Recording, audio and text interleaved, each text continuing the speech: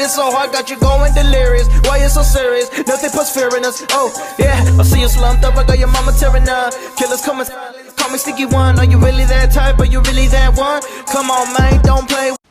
Wesh l'équipe, j'espère que vous allez bien, moi ça va super aujourd'hui. Et donc on va se faire l'inforap de la fin de semaine, la MIFA.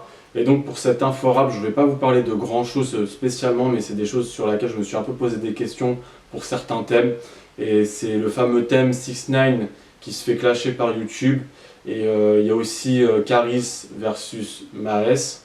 Et on va aborder le sujet aussi Mo Alascal qui se fait arrêter face au keuf. Et on terminera avec la fouille de la MIFA. Et donc là on va commencer avec 6ix9ine qui se fait carrément clasher par YouTube. Donc la MIFA, donc je sais que cette affaire elle est assez vieille, on va pas se mentir et tout ce qui s'ensuit. Alors vous allez me dire mais pourquoi il reparle de ça, le bail il est assez vieux, ceci, cela. Enfin il doit dater de 2 semaines ou 3 semaines à tout casser. Alors je vais raconter un peu le début de l'histoire pour ceux qui sont pas au courant. En fait 6ix9ine il avait posté une photo sur son Instagram où il disait, alors une seconde, où il disait, il parlait par rapport au clip de Booba, il disait « Je fais mieux que n'importe quel rappeur en résidence surveillée », à savoir qu'il y avait eu un énorme clash entre 6ix9ine qui disait que Ariana Grande et Justin Bieber avaient payé, je crois, leur vue un bail de genre, parce qu'il essaye d'atteindre les Music Awards, si je ne me trompe pas, dans cette affaire et tout. Et ça fait qu'il y a YouTube qui lui a envoyé par la suite un message sur Twitter, je crois, si je ne me trompe pas, et il dit la publicité vidéo est un moyen efficace d'atteindre des publics spécifiques avec un début de chanson. Mais les vues publicitaires payants sur YouTube ne sont pas prises en compte pour établir un nombre de vues sur 24 heures. Alors c'est ça que... après 6ix9ine il a supprimé son post et tout ce qui s'ensuit. C'est ça que je me pose un peu comme question. Ça veut dire que si j'ai bien compris, et ceux qui sont au courant de cette histoire-là, si vous pouvez un peu m'éclairer la mèche, parce que si j'ai bien compris, ça veut dire que quand on regarde une annonce de clip de tel ou tel artiste sur notre YouTube, ça veut dire que pendant cette annonce de clip, la personne, ça lui comptabilise des vues. Et je me suis posé cette question, est-ce que les artistes de maintenant en France consomment réellement du YouView ou consomment-ils des publicités YouTube? Parce que c'est vrai qu'à l'heure actuelle, quand on regarde les rappeurs français, on voit beaucoup qui font de pub. Par exemple, là, on parle de Dybala ces temps-ci, et Dybala qui a commencé à faire un chiffre monstre. Aujourd'hui, en fait, les chiffres ont été multipliés au moins par 4, par 5 ou par 6 entre 2015, voire 2014, jusqu'à à peu près 2017. Depuis que les rappeurs ont commencé, même pas 2015, ou ouais, non, 2016 à peu près, jusqu'à ce que les rappeurs, en fait, ils ont commencé à faire eux-mêmes leurs propres pubs sur YouTube, à payer des publicités sur YouTube. Et c'est ça que je me suis posé comme question. Est-ce qu'à l'heure actuelle, les vues qu'on voit sur leurs vidéos YouTube, c'est du YouView ou c'est de la publicité? Est-ce qu'il n'y a pas des deux un peu? Enfin bref, et c'était à ça, je voulais débattre par rapport à ça. Alors dites-moi ce que vous en pensez en commentaire, la MIFA. Et donc on va passer au clash qu'il y a eu entre Maes versus Caris. Donc voilà le début de l'histoire du... C'est pas vraiment un beef qu'il y a eu entre Caris et Maes, mais je trouve que Maes il joue un peu le rôle d'une pute dedans. Donc on sait très bien que déjà il suçait beaucoup la bite à Booba, mais là on a carrément l'impression qu'il a quand même dans l'estomac depuis. Elle a dû grandir dans son corps et tout ce qui s'ensuit. Parce qu'en fait je trouve que ce qu'il a répondu par rapport à Caris, c'est un peu répondre comme une pute, ni plus ni moins. Après, je prends pas la défense de Caris, mais il y a des faits dans la mémoire collective qui sont réels envers la carrière de Caris et de là où il vient. Et je vais vous lire les messages et je vais vous expliquer pourquoi je pense comme ça. Alors le début de l'histoire, c'est qu'en fait, il y a Deuzy qui doit sortir avec son manager, si je ne me trompe pas, un projet spécial Sévran, où il ramène que des rappeurs de Sévran dedans, je crois, si je ne me trompe pas. Et ils n'ont pas demandé à Caris. Ça fait que Caris, il a posté des photos sur son Snap avec un des personnages de Dragon Ball Z, donc désolé la MIFA, parce que moi je suis pas un mec qui regarde les mangas, donc je connais pas trop et tout. Et il met, sur le détecteur, il y a écrit suceur. Et il met détecteur à vis. Et après, il commence à reposter sur son Snap remerciez-moi pour les travaux. Puis là, après, il y a Maes qui commence à arriver dans le bail et tout, et qui commence à dire on t'a jamais vu dans la stup ni dans les travaux. Puis il y a Deuxy aussi qui est arrivé, qui a dit que tout le monde avait le droit à sa place dans le projet, ceci, cela. Mais on sait très bien que de manière, il y a des a priori envers Caris parce qu'il y a le bif entre Booba et Caris, donc il y en a, ils prennent position, et ça, on va pas se mentir, la MIFA. Et donc après, il y a Maes qui commence à dire ça sur son Instagram, et ça, c'est un truc qui m'a un peu énervé parce que c'est de la merde ce qu'il a dit. Il dit s'il savait ce qui a vraiment mis en avant Sévran, il serait choqué, les cons, MDR, non sérieux, aucun rappeur n'a jamais donné de force à Sévran, retenez-le bien. C'est Sévran qui a donné la force à certains rappeurs de sa ville. Sévran est une ville connue pour autre chose avant le rap, et c'est pour ça que chaque rappeur de notre ville crée un engouement, mais c'est jamais les rappeurs qui ont créé notre ville. Sévran, depuis longtemps, on baise toute la France, c'est le rap qui surfe sur notre histoire. Sur nos histoires, Sévran connu depuis longtemps à Dubaï, en Thaïlande, dans le sud de la France, le nord, en Hollande, en Espagne, en Suisse, etc. Et c'est pas par rapport aux rappeurs, Sévran, aux Sevranais. Les petits de ma ville comptent beaucoup à mes yeux et je leur donne toute la force qu'ils méritent afin qu'ils puissent eux aussi connaître le succès, et tout artiste voulant aider cette cause est le bienvenu. V2V ne ferme aucune porte aux artistes connus de Sevran qui veulent aider, soutenir et donner la force aux jeunes. Pour moi, ça c'est du violon, ce qu'il commence à dire, c'est-à-dire ouais, moi j'ai du cœur, je donne de la force, contrairement à Caris, ceci, cela. Enfin, Caris il a fait connaître des bails, tu vois, Calèche Criminel, enfin, même s'il était bon, c'est quand même Caris aussi qui l'a mis en avant, on va pas se leurrer, et il y en a eu d'autres. Enfin bref, donc faut arrêter de dire qu'il a jamais été dans les travaux et tout ce qui s'ensuit. Après, c'est vraiment connu en Thaïlande, en Espagne et tout ce qui s'ensuit. Enfin, tu demandes à des Espagnols si c'est vraiment c'est connu, eh, frère. C'est vraiment c'est pas la Gomorrah, la Sicile ou Compton, tu vois. Et on va bien se mettre d'accord que c'est les rappeurs qui mettent en avant des villes. Pourquoi on connaît Compton? C'est pas parce que c'est pas les petits Français qui voulaient savoir dans les années 70 c'était quoi les gangsters et qui ont fait connaître Compton. Non, c'est Dre, c'est Ice Cube, c'est Snoop Dogg, enfin c'est toute cette clique là. Pareil pour le Bronx, c'est tout ce qui s'ensuit. C'est le rap qui a mis en avant ces villes là, et ça on peut pas se leurrer sur ça. Pareil pour Paname, pourquoi? Parce qu'il y a eu des rappeurs qui venaient de Paname dans les années 2000, fin 90 ou milieu 90 et qui ont mis Paname en avant. Pareil pour le 7-8 avec La Fouine. Pourquoi le 7-8 est autant connu comme trap et tout ce qui s'ensuit dans la mémoire collective de la jeunesse et des grands? C'est que c'est les rappeurs, ni plus ni moins. Regardez, qu'est-ce qui a fait connaître la Sicile ou Gomorrah? C'est les films de mafieux, on va pas se leurrer, c'est ça la réalité de la chose. Donc moi je trouve que très clairement, c'est faire un peu un manque de respect, et c'est Caris qui a mis en avant Sévran. Parce que même s'il y a du trafic de drogue, à Sévran, on va pas se leurrer, dans toutes les villes de France, il y a du trafic, petite comme grande. Il y a du trafic partout, mais si on n'en parle pas énormément, c'est parce qu'il n'y a pas de rappeur qui vient de là-bas, ni plus ni moins.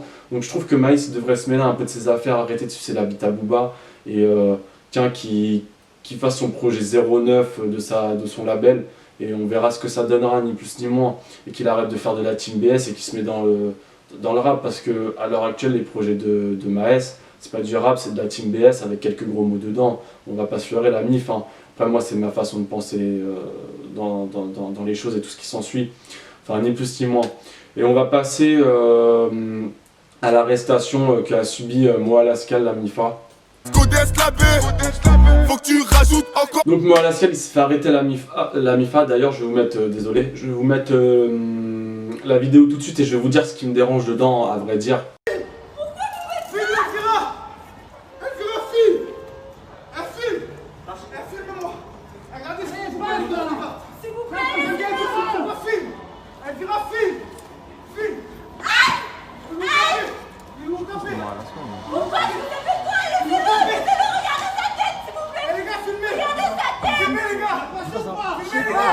Doucement. Voilà, c'est pas possible. Vas-y. Ah ouais, putain, on dort.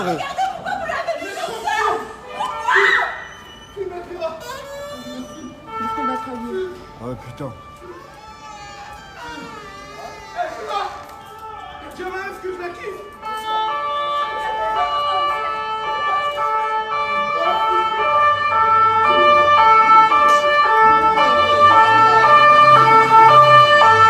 C'est moi la squale, hein. C'est moi la squale.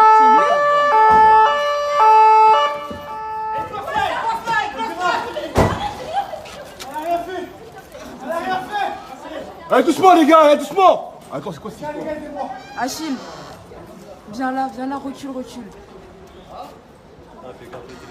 Ouais, je sais. Achille, recule. Elle est cassée ou pas, les gars? Vous pouvez fumer, y'a pas de soucis. Ouais. On fume, on se tourne ensemble. Ouais, mais y'a pas de problème. Regarde ce qu'ils m'ont fait, c'est la squale. C'est moi la squale. C'est moi la squale, l'équipe. On est là. Ils m'ont enculé. Et voilà, ils m'ont plié, ils m'ont enculé. Désolé pour dimanche prochain. Et il n'y aura pas ce dimanche, la famille. À dimanche prochain. Laissez-moi juste respirer mes poumons. J'ai quelqu'un de malade, tournez-moi. À dimanche prochain, la meuf sale. La squale, ma gueule, on lâche rien. Et regardez, ils m'ont pété, ils m'ont cassé le bras. Voilà, ils m'ont tué. Et j'essaie de me faire ce qu'ils m'ont tué. Allez, on charge. Voilà, ils m'ont tué, chacun le regarde. Ouvrez un peu les menottes. Ouvrez un peu les menottes, wesh. Regardez ce qu'ils m'ont fait. J'ai rien fait. Je passe pour un. J'ai rien fait, l'équipe. C'est la banane, ma gueule. C'est la squale. On est des vrais loups. Une rébellion. Quelle rébellion, c'est le menteur. Quelle rébellion. Donc comme vous pouvez voir dans la vidéo, il est en train de se faire interpeller par les keufs et tout. À ce qui paraît, il se serait débattu pour éviter de se faire emmener au poste. En fait, moi, ce qui me dérange le plus dedans, c'est quoi? C'est qu'il est crié comme une zoulette. On va pas se leurrer. Moi, je comprends pas. En fait, le mec, il montre qu'il fait des bails sombres dans ses clips. Il montre que c'est un bonhomme, ceci, cela. Enfin bref, vous avez capté. Et le mec, il est là. Il rentre, vas-y, il crie comme une zoulette, à l'aide, à l'aide, à l'aide.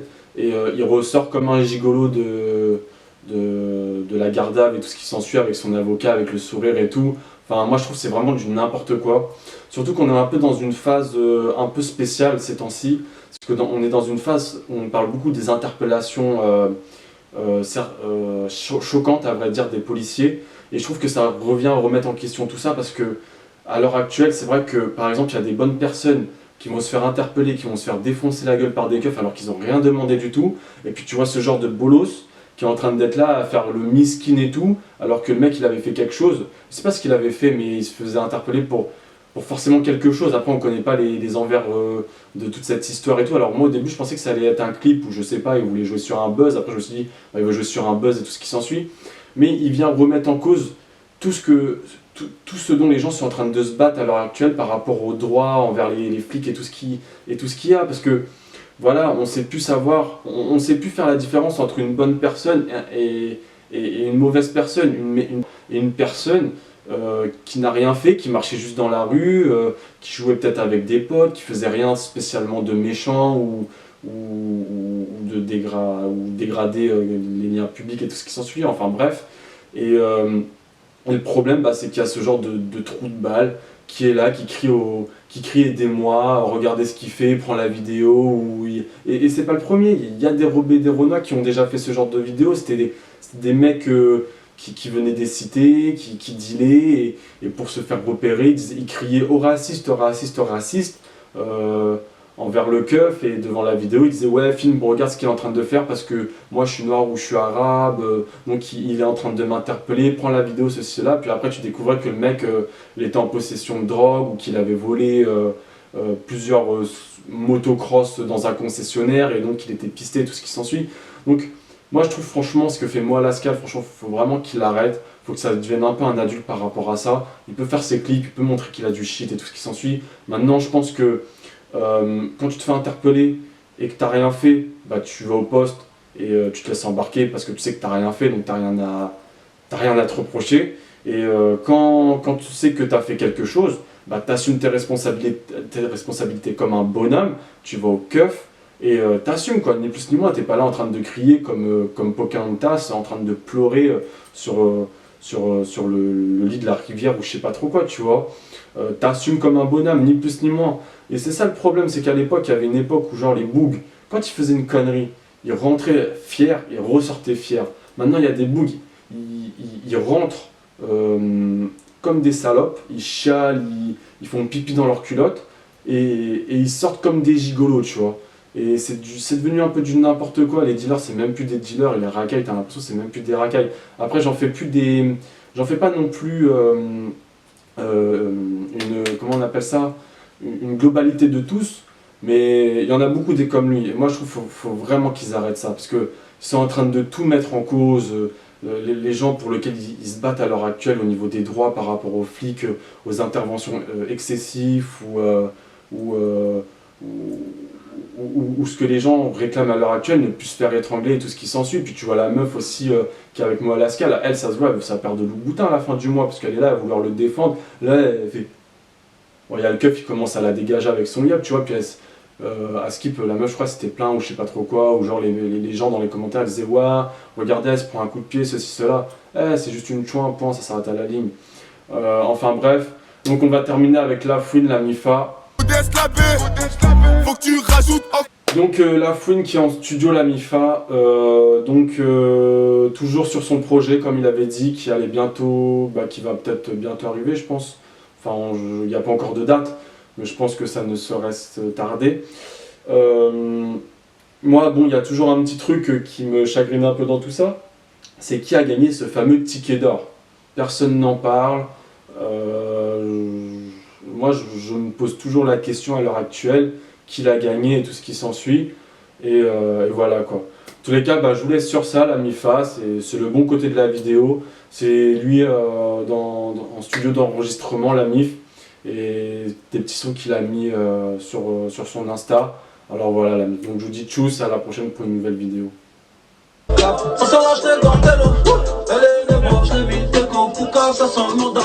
Un jour on rêve le sol, un jour on rit.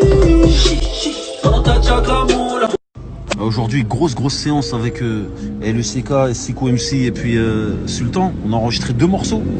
Et là, je vais dans un autre studio, je vais encore enregistrer un morceau là. Grosse séance. Au deuxième studio. Voilà, là c'est un peu plus underground. Vas-y, fais péter le truc.